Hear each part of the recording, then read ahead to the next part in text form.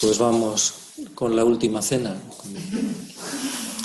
Yo no sé si dará para las 2 horas. Yo diré lo que quería decir y hasta donde llegue. Y si sobra más tiempo para hacer preguntas y hay tiempo, hay preguntas suficientes, pues hasta las 7.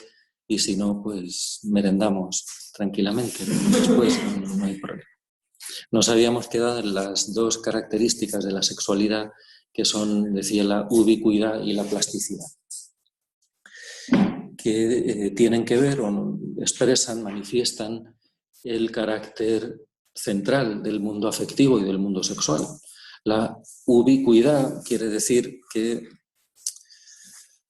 la sexualidad tiene la capacidad, la cualidad de hacerse presente de manera expresa o de manera velada en las demás dimensiones, en los demás aspectos de la vida. La ubicuidad, la omnipresencia de la sexualidad.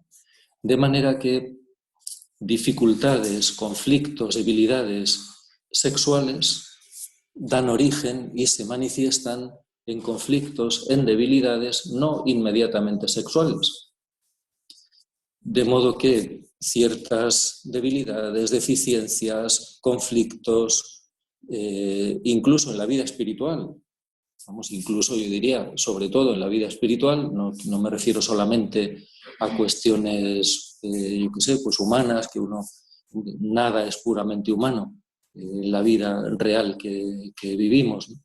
Pero dificultades no inmediatamente de índole sexual tienen su origen, están derivadas, proceden de debilidades, conflictos, inmadureces o una vivencia negativa, sin más, pecaminosa, sin más, de la sexualidad. La ubicuidad. La plasticidad es la realización recíproca. Todos los demás aspectos de la vida humana pueden manifestarse en cómo se vive, y se manifiestan, de hecho, claro, en cómo se vive la sexualidad. De manera que debilidades, inconsistencias, inmadureces, pecados en el orden de la sexualidad tienen su origen en otros aspectos de la vida que no están bien vividos. Debilidades, inconsistencias, inmadureces, pecados. Esto demuestra, decía, que la sexualidad y la afectividad tienen un papel central en la vida humana, no tal como lo pensaba Freud, ya lo aludí anteayer. Freud piensa que la sexualidad está en el origen de todo y además, pero sí que el mundo afectivo y sexual tiene mucha importancia en nuestra vida. En esa representatividad, en ese microcosmos que decía anteayer, pero plasticidad y ubicuidad. Intento poner algún ejemplo e intentamos seguir concretando, seguir avanzando. Sin que esto suponga, claro, es lo que hay que evitar a toda costa, hacer juicios, pues juicios temerarios. Yo creo que los juicios sin más son temerarios, porque ya nos dice nuestro Señor, no juzguéis, no dice juzgad hasta cierto punto, no seáis temerarios en los juicios, no dice no juzguéis y punto, ya está, ¿no? Entonces, digo que el peligro es hacer juicios, calificar a las personas o sacar conclusiones indebidas, pero a veces, ¿no?, personas autoritarias, con una agresividad muy a flor de piel, bueno, pues esa agresividad, ese autoritarismo procede de una sexualidad internamente, al menos, mal vivida. La ubicuidad de la sexualidad, conflictos sexuales derivan revierten en conflictos, debilidades no sexuales. Y viceversa, pues por seguir con el mismo ejemplo, en ocasiones dificultades en la vivencia de la sexualidad proceden de una agresividad mal vivida. Una agresividad mal vivida, mal gestionada, deriva en una vivencia insana de la sexualidad. Ubicuidad y plasticidad. Si esto lo intentamos concretar un poquito más, sobre todo en la línea de la plasticidad, la sexualidad es influida, cómo vivimos la sexualidad es el resultado, el fruto de cómo vivimos en definitiva, lo demás en nuestra vida, bueno, pues la sexualidad suele tener que ver con estos 4 grandes apartados de la vida, que empiezan por A, los 4, ¿no? Las 4 A's es bastante sencillo de recordar, pienso, porque son la agresividad, la afectividad, la ansiedad y la autoestima, las 4 A's. Hablando un poquito en general, cómo vivimos la sexualidad, según esta característica de la plasticidad, la sexualidad es influida, es modelada por cómo vivimos otras actitudes, otras zonas, otros niveles de nuestra personalidad. Pues primera, la de la agresividad. Normalmente por vía del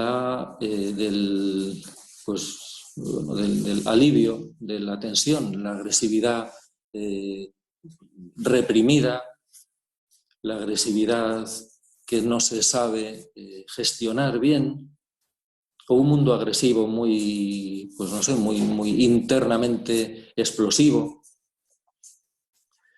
Lo que hay que preguntarse es de dónde procede la agresividad. La agresividad tiene en las personas humanas siempre una causa, una razón. Nos enfadamos por algo, nos molestamos por algo, y no me refiero a una razón externa, sino a una razón interna. Porque las cosas nos molestan por algo nuestro, no nos molestan por culpa de ellas. San Doroteo de Gaza tiene una instrucción que sale, ahora no recuerdo si una parte solo, pero en el oficio de lecturas que yo rezo, que es el oficio bienal, sale en 2 partes, y dice San Doroteo de Gaza: cuando tú te enfadas por algo que te dice tu hermano, la agresividad no te la ha puesto tu hermano. O sea, tú no te enfadas porque tu hermano te ha puesto la agresividad dentro. Lo que ha hecho tu hermano es sacar a la luz, con algo que te ha hecho, con algo que te ha dicho, la agresividad que ya estaba en ti. Quiero decir que la agresividad, la culpa de enfadarnos la tenemos nosotros. No podemos echar la culpa a los demás. Es que me enfado con él porque es un pesado. Bueno, pues él será un pesado, allá él, pero tú te enfadas con él porque es un pesado por algo tuyo. Porque no te enfadas igual con todos los pesados, o bueno, pues siempre hay la agresividad. Tiene una causa interior, una razón en nosotros. El modo de vivir la agresividad. La segunda, la autoestima. Pues paradójicamente, o de manera aparentemente paradójica, pero en realidad no es tanto, la sexualidad puede ser mal vivida en relación con la autoestima por los 2 extremos. Por una autoestima muy baja, y bueno, pues situaciones de fracaso, de humillación, de sentimientos de inutilidad, de autodesprecio, bueno, pues pueden buscar una salida compensatoria en una sensación de alivio compensatoria por la descarga de la energía sexual. A mí, cuando me toca ayudar a personas con problemas en la sexualidad, bueno, pues lo primero que hacemos es ir a la visión cristiana, a la fe. Sin partir de arriba no se puede arreglar nada, porque, como estamos intentando ver, la sexualidad cristiana tiene un sentido cristiano, o sea, está hecha para Cristo y solo se puede vivir bien en relación con Cristo. Entonces, lo primero es la fe. No es una labor de fontanería, vamos a ver cómo arreglamos esto, porque es imposible arreglarlo sin la gracia de Cristo, sin la acción del Espíritu Santo, sin que funcione con suficiente fuerza la fe, sin que haya verdadero amor a Jesucristo, sin que el amor a Jesucristo sea poderoso. La castidad no se arregla psicológicamente, la castidad se arregla cristianamente. Pero es verdad que para arreglar cristianamente la castidad, partiendo del amor a Jesucristo, del poder de su gracia, del deseo sincero de vivir la virtud en relación con Jesucristo, también es verdad que Jesucristo nos ha creado de tal manera que tenemos unos mecanismos internos, no somos ángeles, y entonces la gracia de Dios actúa en nosotros tal como somos. El típico adagio que se dice sobre la naturaleza y la gracia: la gracia no anula la naturaleza, la asume, la eleva, pero la asume. O sea, Dios actúa en nosotros. Para recibir la acción de Dios en nosotros, pues ahí Dios primero actúa tal como Él es, y no podemos recibir su gracia si no le conocemos a Él. Si no sabemos cómo actúa Dios, cómo es Dios y cómo actúa, pues no podemos recibir su gracia. Pero Dios actúa en nosotros tal como somos nosotros. Entonces no podemos recibir la gracia de Dios saltándonos el cómo Él mismo nos ha hecho, porque normalmente la gracia de Dios no va a actuar en nosotros milagrosamente. Por ejemplo, pues para estudiar teología, pues hace falta saber lo que es la teología y cómo se debe estudiar teología. Y cómo se debe estudiar teología me refiero, pues no como en el sentido externo del método. Pues hay que pues primero leer, luego subrayar, luego hacer un resumen. No, me refiero, ¿qué es estudiar teología? Pues creo que les decía el otro día, estudiar teología es acercarnos con fe a las confidencias de Cristo. Bueno, pues quien no sabe lo que es estudiar teología no lo va a estudiar bien. Pero quien no sabe que estudiar teología supone eso, pues pensar, reflexionar, comprender, vivir ese acto de fe explícito, pues la teología no la va a aprender milagrosamente. Conocer quién es Dios, cómo actúa Dios y quiénes somos nosotros. Bueno, pues aplicándolo esto a la sexualidad, las dificultades sexuales se remedian desde arriba, desde la vivencia explícitamente cristiana, pero en segundo lugar también conociendo de manera en concreto qué es lo que está influyendo negativamente. Pues la autoestima, eso, fracaso, inutilidad, desvalorización, humillaciones, injusticia sufrida, todo lo que a uno le hace sentir mal consigo mismo, sentimientos de culpa, pues todo eso puede estar inconscientemente buscando una vía de salida, de alivio, de compensación en la sexualidad. Pero, como les decía, paradójicamente, o aparentemente de manera paradójica, pero en realidad no es tanto, también la sexualidad mal vivida puede venir por una autoestima subidísima, por una megalomanía, porque, bueno, pues no sé, como una autoestima megalómana. Megalómana significa eso, pues una persona que tiene, no sé, como delirios de grandeza, se cree el rey sol, pues también deriva no raramente en una sexualidad no bien vivida.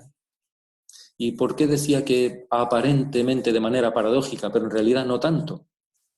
Pues yo les digo mi opinión, lo que a mí me parece, la impresión o la conclusión a la que yo llego.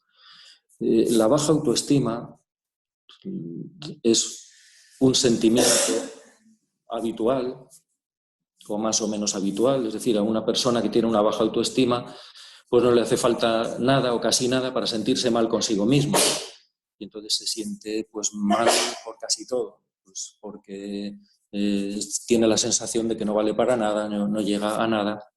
Pero una autoestima falsa por arriba se siente también fácilmente, se siente muy mal con casi todo, pero no con casi todo porque le salga mal, sino con casi todo porque no le sale bien, porque no le sale del todo bien, porque pues una persona, un megalómano, lo tiene que hacer todo perfecto, lo tiene que hacer todo estupendamente, tiene que brillar en todo, tiene que tener éxito en todo, tiene que ser el protagonista de todo.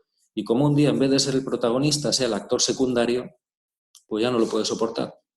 E interiormente lo vive con la misma tensión que el que se siente continuamente el último de la fila, el que no vale para nada. Bueno, pues por eso les digo que aparentemente, de manera paradójica, la autoestima exagerada por arriba o la autoestima exagerada por abajo. Cuando en la escuela de formadores nos hablan de la tensión dialéctica de base, pues ¿qué será eso, no? Tensión dialéctica de base. Pues bueno, yo echaba de menos que lo concretaran un poquito más. Entonces yo me lo expliqué a mí mismo de esta manera. Y puede que esté en lo erróneo, en lo equivocado, pero bueno, yo me lo explico de esta manera. A mí me funciona, como decía uno. Pues la tensión dialéctica de base es constitutiva de nuestra estructura personal. Y nos tomamos las cosas, valoramos las cosas, nos afectan, en el fondo según sea esta estructura dialéctica de base, esta tensión dialéctica de base que configura la estructura de nuestra personalidad. Esta tensión dialéctica de base significa que todas las personas humanas tenemos una conciencia, puede ser más o menos veraz, más o menos correspondiente con la realidad, una conciencia de lo que somos, tenemos una idea de nosotros mismos y tenemos una idea de lo que queremos ser. Pues eso es la tensión dialéctica de base, una tensión entre lo que pensamos que somos y lo que queremos ser. Los animales no tienen tensión dialéctica de base. Las llamas no tienen tensión dialéctica de base. Dicen, me gustaría ser una buena llama. Yo, pues no se lo plantean, ¿no? ni lo más mínimo. Pero las personas humanas sí. Y eso constituye nuestra vida. Una persona humana que viva como un animal, que yo no busco nada en la vida, yo con comer, con dormir, pues ya está, yo no busco nada, no tengo ningún ideal, no querría mejorarme a mí mismo. Pues eso es una persona humana muy poco persona. Pero esta tensión dialéctica de base puede ser sana o insana. Y a mí me parece que muchos de los conflictos en todos los terrenos, pero particularmente en este, de la sexualidad y de la afectividad, proceden de una tensión dialéctica de base, es decir, de una estructura de la personalidad defectuosa. Una tensión dialéctica de base insana e irrealista. No realista, poco realista y poco sana, desproporcionada. Tal como yo me lo explico, yo digo que hay 4 posibilidades de vivir mal la tensión dialéctica de base. Estas 4 posibilidades son, bueno, si la tensión consiste entre, o se realiza entre lo que pensamos que somos y lo que nos gustaría ser, bueno, a eso se le llama yo actual, lo que yo pienso que soy actualmente, el yo actual, y lo que me gustaría ser, lo que aspiro a ser, el yo ideal. Bueno, pues hay 4 posibilidades de que esa tensión dialéctica de base sea negativa, o sea, no sea correcta, sea insana, dañina, perjudicial y además irreal. Pues primero, en esta relación entre el yo actual y el yo ideal. Cuando el yo actual está muy bajo, cuando pues uno piensa bajísimamente de sí mismo, pues ante cualquier propuesta, ante cualquier realización, ante cualquier petición, ante cualquier decisión, ante cualquier reto, ante cualquier actividad, pues la vivirá con tensión, con miedo, con preocupación, con ansiedad, con angustias, que yo no voy a valer, no soy capaz. Cualquier cosa se le hace un mundo. Aunque sea una cosa pequeña, aunque el yo ideal, aunque lo que le proponemos no sea gran cosa, no esté muy elevado, pero él lo va a vivir siempre pues, muy desde abajo, se va a sentir siempre tremendamente inferior. Bueno, pues yo llamo a estos sujetos, pues ya no me acuerdo cómo lo llamaba, pero bueno, pues sí, ya no me acuerdo qué nombre les daba, pero bueno, se entiende, pues personas que ante cualquier petición, por ejemplo, pues se echan siempre atrás, no se ofrecen para nada. Puede haber otras razones, por eso vuelvo a lo de antes, que no podemos hacer un juicio de una persona que vemos que ante las posibilidades de una tarea, pues él nunca se ofrece, pues no debemos concluir necesariamente que tiene una tensión dialéctica de base que ya le hemos pillado, decimos ya le hemos pillado, ya sé que tiene una tensión dialéctica de base defectuosa. Puede haber muchísimas razones. Pero esa persona se sentirá continuamente frustrada, incapaz, temerosa. podemos dejarlo ahí. La otra posibilidad de que la tensión dialéctica de base se viva con mucha tensión, sea una tensión excesiva, es que se suba mucho el yo ideal. Aquí hay que precisar porque el yo ideal está subido por Dios. Sed perfectos como el Padre Celestial es perfecto, sed santos como el Padre Celestial es santo. El ideal altísimo, ni nada menos que ser como Dios, como el Padre Celestial, nos lo pone nuestro Señor Jesucristo. O sea, que no se trata de rebajar el ideal para que no nos cree tanta tensión. Es decir, bueno, pues en vez de santos nos quedamos en beatos. Porque la santidad es mucho, no hay que aspirar a tanto. No se trata de rebajar el ideal, pero el peligro es que nosotros concretemos el ideal de manera como Dios no la quiere. Ese sí que es nuestro peligro. Que concretemos el ideal de la santidad con una serie de realizaciones humanas perfectas, y eso sí que no es la santidad. Pues, no sé, por ejemplo, no solo realizaciones explícitamente espirituales, sino también con la mezcla del orden natural. Y pongo un ejemplo que a veces pongo, pues yo no sé, espero que no, que ustedes no hayan oído nunca a nadie en confesión. Espero que no. Pero yo sí. Entonces hay gente que dice, padre, me acuso de que me he dormido en la oración. Bueno, yo no siempre me lo tomo con el mismo humor, pero alguna vez sí que digo, bueno, vamos a ver, ¿se ha dormido usted en la oración? Sí. ¿Se llevó usted la almohada a la capilla? No, padre, no. Les dijo usted a los demás, por favor, ¿me podéis dejar este banco libre? ¿Os importa poneros en otro banco? Que es que me quiero tumbar. No, padre, no, ¿qué cosas tiene? Les dijo usted, por favor, hoy cantos suavitos. Hoy cantos suavitos que me arrullen, que yo... No.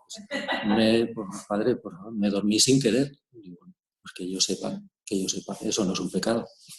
Que yo sepa, dormirse sin querer no es ningún pecado. O sea, el pecado está en que uno vaya a la oración a dormirse, que se acomode bien para dormirse y que no se le note, ¿no? Pues que...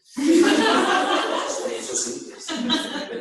Pero que uno se duerma sin querer, bueno, ¿eso qué es? Pues humano. Eso no es ningún pecado. Pero quien confunde ideal de santidad con ciertas realizaciones humanas perfectísimas, pues ese sí está creándose una tensión que le hace mucho daño, de hecho. Porque aunque uno consiga no dormirse nunca en la oración, yo alguna vez aquí en Villa El Salvador, en España no me ha pasado nunca, pero aquí en Villa El Salvador me he dormido confesando. Confesando a alguien, quiero decir.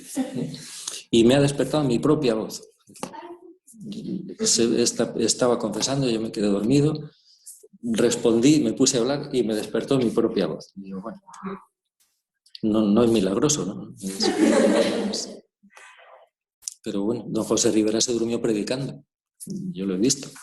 Había pasado la noche en vela rezando y estaba predicando, le notamos algo raro, pero él siguió hablando y luego ya remontó el vuelo y no aterrizó. Pero bueno, eso, que dormirse en la oración, pues si uno está cansado, si ha dormido poco, si está, eso, pues en la oración se relaja y está sentadito y hace calorcito y bueno, pues lo normal es que se duerma. ¿Eso es un pecado? Pues no, ven, pero cuando identificamos santidad con ciertas realizaciones que a nosotros nos parece que deben ser así, o queremos eliminar de las realizaciones todo lo que nos suena a limitaciones, defectos, pues eso sí crea mucha tensión. La tensión dialéctica de base puede ser insana también por defecto. Estos dos casos son por exceso, el perfeccionismo, el segundo, y el primero, bueno, pues el derrotismo, la persona que se infravalora. Pero la tensión dialéctica de base puede ser defectuosa, puede estar mal planteada por defecto. Porque el yo actual y el yo ideal se acercan mucho e incluso se confunden, se identifican entre sí. Primera manera, pues el que rebaja tanto el ideal que dice, bueno, pues ¿qué es lo que Dios quiere de nosotros? Que seamos buenos. ¿Qué es lo que quiere Dios? Pues hombre, que seamos amables los unos con los otros, que no nos vayamos metiendo el dedo en el ojo, que nos respetemos. Pues ya está, si ya no hace falta más. Pues hombre, pues Dios no nos dice eso. No se trata de rebajar el ideal y ponerlo al alcance de nuestras fuerzas naturales. Quien rebaja el ideal vive tan tranquilo, vive tan a gusto. ¿Por qué? Pues porque no tiene que plantearse mucho más de lo que ya es. Y este es el mediocre, el acomodado, que vive tan tranquilo. Y la otra manera de que la tensión dialéctica de base sea mal vivida por defecto, es decir, por ausencia de tensión, es porque uno se cree que ha llegado al ideal, y ese es el narcisista. El ideal soy yo. ¿Quieren ustedes conocer el ideal cristiano? Pues aquí lo tienen, el ideal soy yo. Bueno, pues el narcisista vive tan feliz, tan encantado de haberse conocido. Pero pues esa estructura defectuosa dificulta la vida y hace que la vida no se pueda vivir bien, que las actitudes ante los acontecimientos, las personas, los dones de Dios no puedan ser los correctos. La estructura decide nuestra vida. Yo creo que los 4 modos, a su manera, pueden afectar también directamente el mundo afectivo y sexual, pero tal vez en el que más se note es en esa estructura perfeccionista, es decir, estamos con la segunda de la autoestima. La tercera es la de la ansiedad. La ansiedad pues, es la tensión que puede venir pues, por esa tensión excesiva de esas 2 estructuras primeras que le decía, pero luego en la práctica viene por el modo que tenemos de tomarnos muchas de las cosas de la vida. Pues las preocupaciones, los problemas, las decisiones, las inquietudes, los conflictos. Bueno, pues la ansiedad puede estar también en la raíz de debilidades sexuales a modo de válvula de escape. La ansiedad, pues hay que aliviarla y se alivia mediante la sexualidad. Y la cuarta A es la afectividad, el mundo afectivo, porque ya comentábamos estos días que no hay hay una continuidad entre el mundo afectivo y el mundo sexual. Y puede haber una continuidad de diversas maneras. Puede haber una continuidad o una relación primero en cuanto al vacío, vacíos afectivos, sentimientos de soledad, rupturas, decepciones con las personas, pueden reclamar también, pueden estar en la raíz de debilidades, conflictos sexuales, vacíos afectivos, sentimientos de soledad, abandonos, decepciones, incluso pues, conflictos. En el sentido contrario, bueno, pues una afectividad muy efusiva, una afectividad muy expresiva, que una vez que se pone en marcha va invadiendo cada vez más el modo de expresión propio ya de la vivencia esponsal, de las manifestaciones esponsales que incluyen la sexualidad. Y esa tendencia o esa posibilidad, esa continuidad está ahí, permanece en nosotros. Les recordaba estos días eso que me contaba un sacerdote que tenía que ayudar a una señora a quien su esposo pues, le hacía víctima de malos tratos, pero malos malísimos. Bueno, pues esta señora no solamente necesitaba que un médico la curara, sino que un sacerdote la escuchara. Una chica joven, agradable, necesitada de ayuda, suscita compasión, además de la caridad pastoral, suscita compasión humana. La compasión humana pues tiende a expresarse con una acogida física. La acogida física pone en marcha el deseo y pues esa es la continuidad. Una afectividad muy expresiva, pues también el mundo afectivo, esas 4 A's en concreto, o mejor dicho, a grandes rasgos, son las que suelen estar en relación con estas debilidades sexuales, sobre todo mediante el mecanismo de la compensación. Pero la sexualidad puede estar relacionada con las otras 20 necesidades. Ya hemos hablado, ya les habló el padre Adrián de las 21 necesidades, pues la necesidad de gratificación sexual está influida, puede estar influida, luego ya en la vida de cada uno es lo que hay que ver, puede estar influida por las otras 20. La necesidad de gratificación sexual puede estar movida, por ejemplo, por la necesidad de éxito. La necesidad de éxito es eso, pues el deseo de que las cosas salgan bien, pero si la necesidad de éxito es la expresión de una necesidad de evitar la inferioridad, o sea, de sentir que todo lo hacemos bien, al más mínimo fracaso, la insatisfacción es enorme y pues puede buscar la gratificación sexual. Además, no sé si en la hora y media que les habló el padre Adrián le dio tiempo a hablarles de la psicodinámica, no lo sé. Bueno, pues la psicodinámica es esta corriente de energía interna entre necesidades que van llevando de la insatisfacción de una a la búsqueda de la satisfacción de otras, pero que se da en forma de círculos viciosos. De manera que en vez de solucionar el problema, lo que hacemos es agravarlo. En hoy hemos quitado la pizarra, vaya, bueno, no pasa nada. No hay problema, no hay problema. Habrá sido necesidad de orden, bueno, las cosas. Pero en este ejemplo que les decía, necesidad de gratificación sexual puede proceder de la necesidad de éxito. A su vez, la necesidad de éxito procede de la necesidad de evitar la inferioridad, que tiene que ver, entre otras cosas, pues con llegar al ideal, con hacerlo todo bien. No he tenido éxito en esto, no me ha salido del todo bien, me siento fatal, el sentimiento de frustración, de tensión, de rabia, lo que sea, deriva a la gratificación sexual. Pero cuando yo me doy cuenta de que, claro, la gratificación sexual no está bien, ¿qué siento? Pues que lo he vuelto a hacer mal, que no lo he hecho bien, necesidad de evitar la inferioridad, y así el círculo vicioso se sigue alimentando. Las debilidades sexuales, les decía, pues hay que enfocarlas desde arriba, desde la vida espiritual, inmediatamente, explícitamente, pero segundo, hay que intentar leer su significado interno. A grandes rasgos, con cuál de estas 4 A's puede tener relación, pero más en particular, con cuáles de las otras 20 necesidades puede estar relacionada, en un círculo vicioso de ida y vuelta. Y por eso, tal como Dios nos ha hecho, si no se va a la raíz, difícilmente se puede cambiar. Las debilidades sexuales no se cambian por sí mismas, sino viendo de dónde proceden. Dicho esto, pues intentamos dar un paso más. Hemos hablado de esta relación o de esta continuidad entre afectividad y sexualidad, pero en alguna ocasión he dicho que todo depende de las actitudes que tengamos. Por lo tanto, hay una continuidad entre actitudes, afectividad y sexualidad.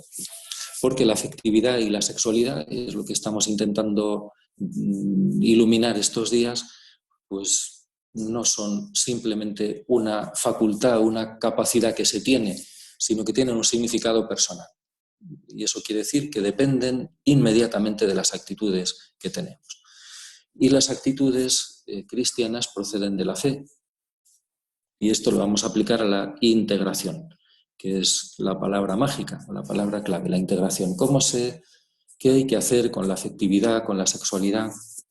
Bueno, pues hay que integrarlas. Pero, ¿cómo se hace la integración? Bueno, yo suelo decir que la integración no la podemos hacer nosotros. La integración no es algo que podamos hacer nosotros. Si, como he estado repitiendo en estos días, se trata de integrar las energías afectivos, sexuales, en la caridad por la fe, esa es la expresión que a mí me gusta decir, integración en la caridad por la fe, eso no se puede hacer directamente. Eso solamente lo puede hacer el Espíritu Santo, eso solo lo puede hacer la acción divina, no es una acción humana. ¿Cómo se realiza esta integración? La Escuela de Formadores propone una pedagogía en 3 pasos: reconocer, aceptar, integrar. Y en la práctica, a mí me parece que es la clave, teniendo en cuenta, más o menos, ¿no?, pues toda esta visión que he estado intentando mostrar. En la práctica depende de que sepamos hacer, de que acertemos a hacer bien este reconocer, aceptar, integrar. No son 3 pasos sucesivos en cuanto a 3 etapas de la vida. Hay que dedicar unos años a reconocer, después dedicaremos otros pocos años a aceptar y luego ya lo que nos quede de vida lo dedicaremos a integrar. Son 3 pasos, pero que hay que estar dando juntos. Y los vamos haciendo los 3 juntos cada vez mejor. Vamos aprendiendo a reconocer, vamos aprendiendo a aceptar, vamos aprendiendo a integrar en la medida que lo vamos haciendo. Pero ya les digo, en la práctica a mí me parece que esta es la clave. Reconocer, aceptar, integrar. Primero, reconocer. Yo suelo también incluso aconsejar, también depende de las personas, de las circunstancias, pero que en algunos momentos es bueno y hasta necesario hacerlo por escrito. No creo que sea siempre necesario hacerlo por escrito y ni creo que sea bueno, pero a veces, sobre todo al inicio, en algunos momentos, sí creo que es bueno porque nos ayuda a concretar, a no quedarnos en las nubes. Como puede ser bueno a veces hacer el examen de conciencia por escrito o una meditación por escrito, bueno, pues reconocer. Pero en todo caso, ¿qué es reconocer? Pues reconocer es poder darnos cuenta de qué estamos viviendo, poder identificar lo que estamos viviendo. Un poco en este conjunto, qué ha pasado, qué ha sucedido, qué he sentido, más o menos qué ideas, ¿ven? Por eso del elemento cognitivo, de los sentimientos, qué puedo haber pensado, qué ideas, a veces implícitas, han venido, cómo he reaccionado o qué ganas me han venido de reaccionar y qué consecuencias me parece que tiene para mi vida espiritual. Yo creo que esos 5 son los elementos principales de este primer acto, reconocer. Bueno, y sexto, si podemos, eso ya dependerá, si podemos identificar qué necesidades nos parece que estarían influyéndonos. Pero bien, eso si entendemos un poquito, si estamos un poquito familiarizados con este lenguaje, con estos instrumentos, pero si no, pues no es absolutamente necesario. Se puede ser santo sin saber de necesidades. ¿Qué ha pasado? Poder describir la situación, cómo me he sentido, qué ideas he tenido, cómo he reaccionado, qué consecuencias tiene para mi vida espiritual y si puedo, qué necesidades me parece que han estado presentes. Pues yo puedo decir reconocer, pues no sé, estaba yo rezando en la iglesia y en Villa El Salvador y ha venido una persona y me ha dicho: padre, ¿puedo hablar con usted? Ha sucedido eso. Pero es que yo he sentido enfado, molestia. ¿Y por qué? Pues porque me he sentido importunado, interrumpido, porque estaba yo tan a gusto, medio dormido en la oración y este hombre ha venido a medio despertarme. Bueno. Tercero, ¿qué he pensado? Pues no hay derecho, parece mentira, es que parece que están esperando que se ponga uno a rezar para venir a pedirle cosas. Anda, que no hay horas a lo largo del día y tienen que venir cuando estaba yo tan a gustito, medio dormido. Si es que no, la gente es una impertinente, hacemos un juicio. Cuarto, ¿cómo he reaccionado? Pues puedo haber reaccionado diciéndole: sí, voy con usted, pero por dentro diciendo, pues, porque soy bueno, que si no, vamos, o puedo haber dicho, pues ya está bien, es que están ustedes siempre molestando, parece mentira. Bueno, ¿cómo he reaccionado? ¿Qué consecuencias tiene eso en mi vida espiritual? ¿Cómo me afecta en mi vida espiritual? Yo luego, sí, pensando, digo, pues es verdad. Pues no he sabido vivir ese momento con fe, desde luego no he reaccionado con caridad, no he sido paciente, no he sido eso, pues manso, le he respondido bruscamente. ¿Y qué necesidades creo que pueden estar ahí? La necesidad de sueño, la necesidad de cuál más. Pues vamos a ver si yo puedo distinguir un poquito qué necesidades. Eso es reconocer. Y eso es necesario porque si no nos quedamos, yo pienso fácilmente un poco en las ramas, ¿no? Piensen, yo tengo mal genio. Pues el mal genio no se cambia simplemente reprimiéndolo, se cambia reconociendo, aceptando e integrando. Yo tengo, pues no sé, yo tengo pues una debilidad sexual. Pues eso no se cambia solamente intentando contenerse, reprimirse, sino reconociendo, aceptando e integrando. Yo tengo una debilidad afectiva. Pues yo qué sé, pues soy muy dependiente de si las personas me quieren, me valoran, ¿eso cómo se cambia? Reconociendo, aceptando, integrando. No hay otro, yo creo que no hay otro camino. Se puede hacer con unos instrumentos, aplicando unas luces, con un lenguaje o con otro, pero reconocer, aceptar, integrar representa una serie de actitudes interiores y una manera de afrontar las cosas que es, creo, lo único que nos puede permitir, a no ser que haya una patología, eso ya es distinto, si hay una patología, pues además de reconocer, aceptar e integrar, pues hay que acudir a un técnico, psicólogo, psiquiatra, puede ser una patología más o menos leve, pero si no hay una patología, o incluso, en mi opinión, si hay una patología leve, reconocer, aceptar e integrar. Reconocer, pues esto, ¿qué va pasando? Pues que a medida que vamos reconociendo, que vamos haciendo este ejercicio de pensar estos 5 o 6 elementos en las cosas que nos afectan, porque en las demás en principio pues no hace falta, ¿no?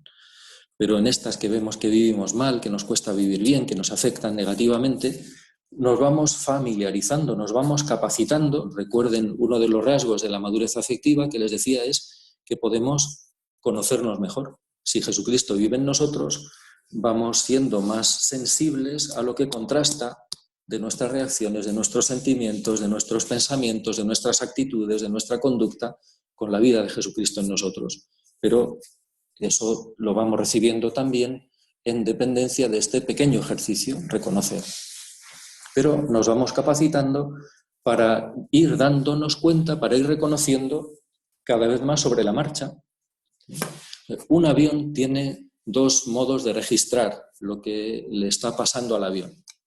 Tiene las famosas cajas negras a las que se acude después del accidente. O sea, cuando ya terminó todo, bueno, pues a veces nosotros, una vez que hemos metido la pata, vamos a la caja negra y decimos, no, a ver, ¿qué me pasó? ¿Qué hice? ¿Por qué me dejé llevar por esto? ¿Por qué me engañé a mí mismo?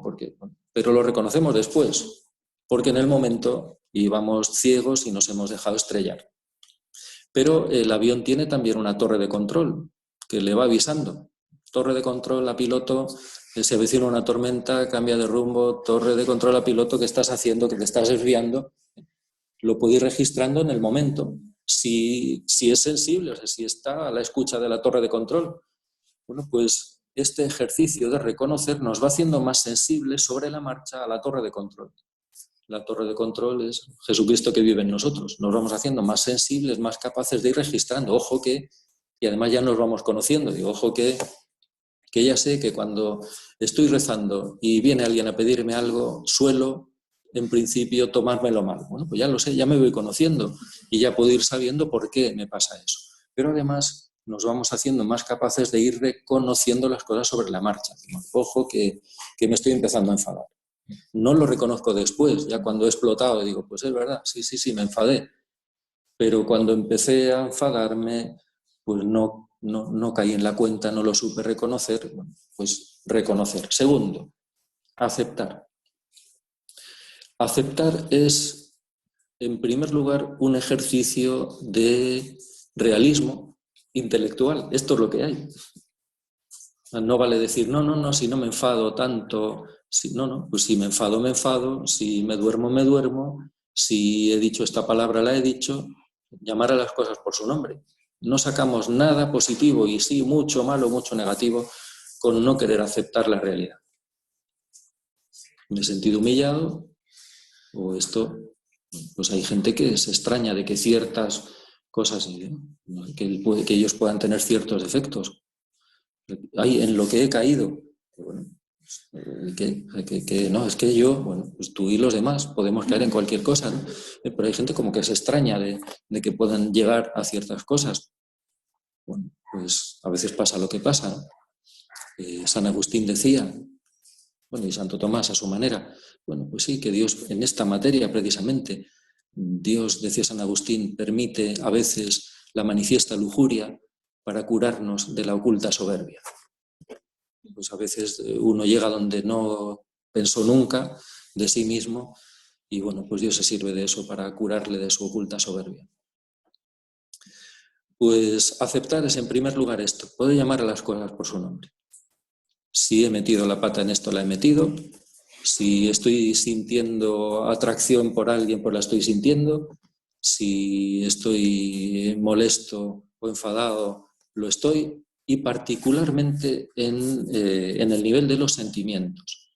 Porque les decía que, hablando en general, nos solemos resistir a aceptar lo que no concuerda con la imagen que tenemos de nosotros mismos, y eso tiene muchas veces que ver particularmente con cierto tipo de sentimientos, que por educación, por formación o por lo que sea, tendemos a calificar de negativos. Enfadarme yo, sentirme triste yo, no, yo soy una persona alegre. Sentir yo envidia, no, yo no, eso es impropio. Entonces, poder aceptar lo que hay, ese primer ejercicio de realismo intelectual.